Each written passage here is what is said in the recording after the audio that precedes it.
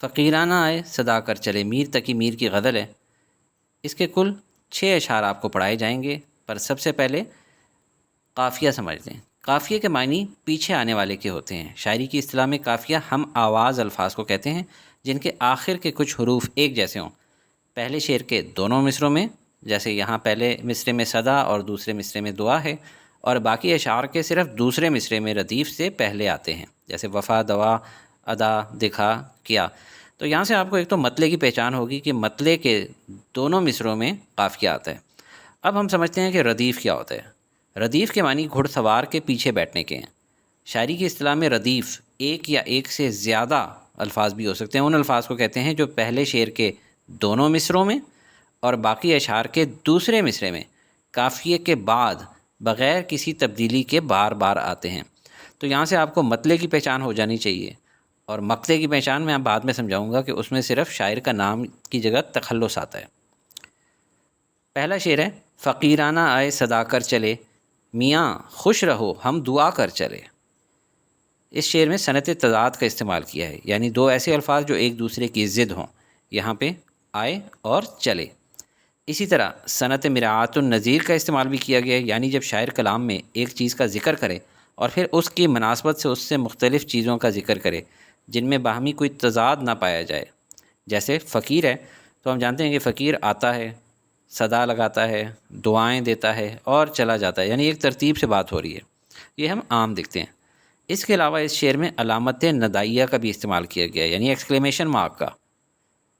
مشکل الفاظ دیکھیں، فقیرانہ، فقیروں کی طرح، درویشوں کی طرح، تاکہ کسی کو محسوس نہ ہو کہ کوئی چکر لگا رہا ہے۔ آپ خود ہی سوچیں کہ اگر آپ کا کوئی محبوب ہے، آپ بھلا چاہیں گے کہ آپ اس کی گلی میں جائیں اور وہ بدنام ہو جائے آپ کی وجہ سے کہ یہ شخص تو بار بار چکر لگا رہا ہے۔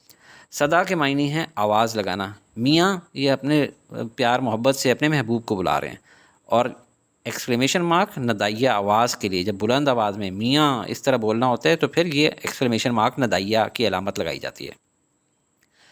تشریح آپ اس طرح لکھیں گے، اس شعر میں شاعر اپنے مخصوص انداز میں محبوب کو مخاطب کرتے ہوئے کہتے ہیں کہ اے میرے محبوب، تیرے عشق میں گرفتار ہونے کے بعد میں ایک بھکاری کی طرح تیرے دروازے پر محبت کا سوالی بن کے آیا تھا، اور میں نے تجھ سے اپنی محبت کے جواب میں محبت کی خیرات مانگی تھی، مگر کوئی فائدہ نہ ہوا، کیونکہ تم نے میری آواز پر کوئی توجہ نہ دی اور میری خالی جھولی کو تم نے اپنی چاہت کی دولت سے محروم رکھا۔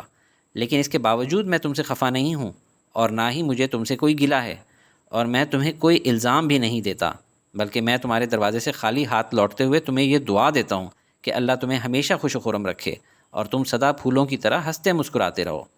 اصل میں اس شعر میں میر خود کو اعلیٰ درجے کا عاشق ثابت کر رہے ہیں، کیونکہ حقیقی عاشق کو اپنے محبوب کی محبت ملے نہ ملے، وہ ہر حال میں محبوب کو خوش دیکھنا چاہتا ہے۔ اسی لیے محبت کا جواب محبت سے نہ ملنے کے باوجود میر اپنے محبوب کو خوش رہنے کی دعا دے رہے ہیں۔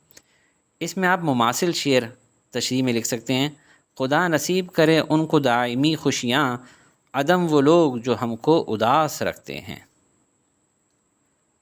دوسرا شعر، جو تجھ بن نہ جینے کو کہتے تھے ہم، سو اس عہد کو اب وفا کر چلے۔ مشکل الفاظ ہیں، تجھ بن تمہارے بنا، جینا مطلب زندہ رہنا، عہد وعدہ کرنا، وفا اس وعدے کو نبھانا۔ اس شعر میں شاعر اپنے محبوب سے مخاطب ہیں اور کہتے ہیں کہ ہم تم سے کہتے تھے کہ ہم تمہارے بغیر اس دنیا میں نہیں رہ سکتے، تو اب اس وعدے کو پورا کرنے کا وقت آ گیا ہے۔ اب ہم اس دنیا سے جا رہے ہیں تو دیکھ لو کہ ہم کتنے وفادار ہیں۔ شاعر کہتے ہیں کہ ہم نے وعدہ کیا تھا کہ ہمارا جینا مرنا ساتھ ہوگا، لیکن اے محبوب، تم نے بے وفائی کی اور ساتھ چھوڑ دیا، پر میں ابھی تک اپنے وعدے پر قائم ہوں اور اب اس دنیا کو چھوڑ کر جا رہا ہوں، کیونکہ میری نظر میں اب یہ زندگی کسی کام کی نہیں ہے جس میں تم میرے ساتھ نہیں ہو۔ تمہاری بے وفائی کے بعد زندہ رہنا مشکل ہو گیا ہے، اور اب یہ ثابت کرنے کا وقت آ گیا ہے کہ کون کتنا وفادار ہے، اور دیکھ لو ہم نے اپنی وفا ثابت کر دی ہے اور دنیا چھوڑ کر جا رہا ہوں۔ اگلا شعر ہے، شفا اپنی تقدیر ہی میں نہ تھی کہ مقدور تک تو دوا کر چلے۔ مشکل الفاظ، شفا تندرستی، صحت، تقدیر کہتے ہیں قسمت کو، مقدور تک حسب طاقت، یعنی جتنی آپ میں قدرت ہے اتنی تو آپ کوشش کریں، دوا کوشش۔ اس شعر میں شاعر اپنے محبوب کی بے رخی اور بے وفائی کا ذکر کرتے ہوئے کہتا ہے کہ اے میرے محبوب، میری قسمت میں تیری محبت نہیں تھی، تجھے پانے کے لیے میں نے لاکھ جتن کیے تھے، تجھے راضی رکھنے کی ہر ممکن کوشش کی لیکن میں ناکام رہا، جس طرح ایک مریض بیماری سے نکلنے کے لیے علاج معالجے کی بھرپور کوشش کرتا ہے اپنی استطاعت کے مطابق، لیکن اگر نصیب میں شفا نہ ہو تو شفا نہیں ملتی۔ شاعر کہتا ہے کہ میں بھی مریض عشق تھا، میں نے اس بیماری سے شفا پانے کی بھرپور کوشش کی لیکن میرے نصیب کھوٹے نکلے۔ اس کا مجھے بہت غم ہے، لیکن میرے دل کو اتنی تسلی ضرور ہے کہ کم از کم میں نے اپنی بساط کے مطابق کوشش تو ضرور کی ہے، آگے اللہ کی مرضی۔ اگلا شعر ہے، جبھی سجدہ کرتے ہی کرتے گئی، حق بندگی ہم ادا کر چلے۔ مشکل الفاظ دیکھیں، جبھی معنی پیشانی، ماتھا، حق بندگی، بندگی کا حق، بندہ ہونے کا حق یعنی عبادت کرنا۔ اس شعر میں صنعت مراعات النظیر کا استعمال کیا گیا ہے، یعنی شاعر کلام میں ایک چیز کا ذکر کرے اور پھر اس کی مناسبت سے اس سے ملتی جلتی چیزوں کا ذکر کرے جن میں کوئی تضاد نہ ہو۔ جیسے یہاں دیکھیں جبی، جبین کہتے ہیں ہم ماتھے کو، پیشانی کو، تو یہ ہم کہاں لگاتے ہیں؟ اس کی مدد سے سجدہ کرتے ہیں، اور یہ کرتے ہوئے ہم کیا کرتے ہیں؟ ہم ثابت کرتے ہیں کہ ہم بندگی کر رہے ہیں، اللہ کی بندگی، ہم اللہ کے بندے ہیں۔ اس شعر میں صنعت تکرار کا بھی استعمال کیا گیا، یعنی ریپیٹڈ ورڈز، ایک لفظ بار بار آئے، جیسے کرتے کرتے۔ مجازی معنوں میں اس شعر میں شاعر اپنے محبوب سے گلہ کرتے ہوئے کہتے ہیں کہ آداب محبت کا اولین تقاضا محبوب کی اطاعت کرنا ہے، اس لیے میں تیری محبت کا حق پورا کر چکا ہوں۔ یعنی شاعر نے اپنے محبوب کی تمام باتیں مانی، اس کو وہ کہہ رہے ہیں کہ ہم نے حق بندگی ادا کر دیا، یعنی تمہاری محبت کا ہم نے حق ادا کر دیا۔ لیکن حقیقی طور پہ دیکھا جائے تو شاعر اس میں عشق حقیقی کی بات کر رہے ہیں، یعنی اللہ کی محبت کی۔ تو اس میں شاعر بتا رہے ہیں کہ انسان عبادات کر کے اپنے خالق کے حقوق ادا کرنے کی کوشش کرتا ہے۔ در حقیقت بندگی کے حقوق ادا کرنا ناممکن ہے، کیونکہ اللہ تعالیٰ کی لاتعداد نعمتوں کا شمار ناممکن ہے، تو جب شمار ہی ناممکن ہے تو اس کا شکریہ کیسے ادا کر سکتے ہیں ہم؟ یہ شعر عشق حقیقی کے زیادہ قریب ہے، یعنی اللہ کی محبت میں مجھے عبادات کا ایسے مزہ آیا ہے، شاعر کہہ رہے ہیں کہ اس کے بعد میری پیشانی رب کے حضور بار بار جھکتی ہے۔ مماثل شعر میں آپ لکھیں، جان دی ہوئی اسی کی تھی، حق تو یہ ہے کہ حق ادا نہ ہوا۔ یعنی اللہ کی دی ہوئی جان تھی، اگر ہم اس کی راہ میں جان قربان کر بھی دیں تو حق یہ ہے، یعنی سچ یہ ہے کہ حق ادا نہیں ہو سکتا۔ پانچواں شعر ہے، نہ دیکھا غمِ دوستاں شکر ہے، ہمیں داغ اپنا دکھا کر چلے۔ ہمیں نہیں پڑھنا، ہمیں داغ اپنا دکھا کر چلے۔ مشکل الفاظ دیکھیں، غمِ دوستاں، دوستوں کا غم، داغ، دھوکہ، تکلیفیں۔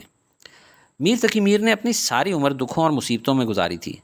یہ غزل میر نے اپنی بیماری کے ایام میں لکھی تھی۔ وہ اس بات کا شکر ادا کر رہے ہیں کہ میں نے اپنے دوستوں کی جدائی کا غم نہیں دیکھا۔ یوں تو انہوں نے اپنی زندگی میں بہت تکلیفیں دیکھی ہیں، مگر دوستوں کی تکالیف میں ہونے کا غم نہیں ملا۔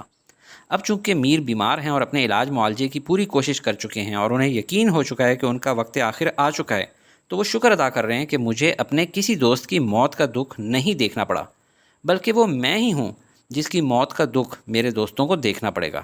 یعنی اپنے دوستوں کو ہم اپنا داغ مفارقت دکھا کر جا رہے ہیں، یعنی جدا ہونے کا لمحہ دکھا کر جا رہے ہیں۔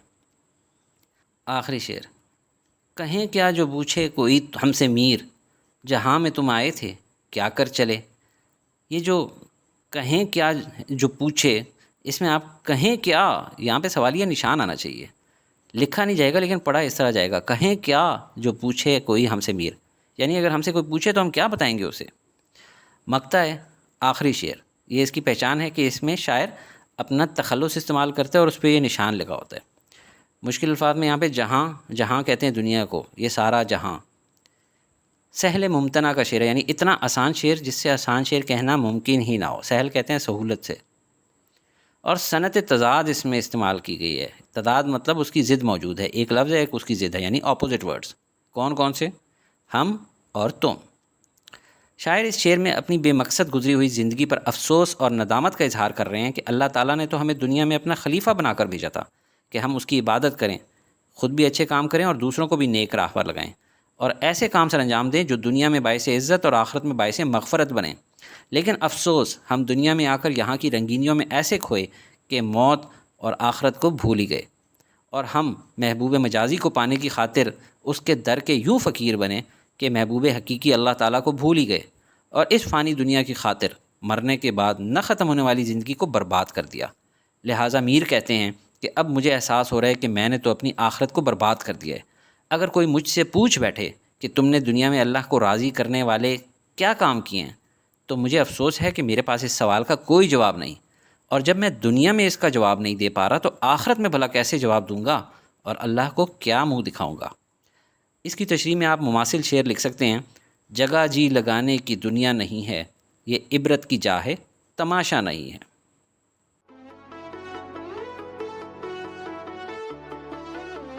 Study with me, a learning experience.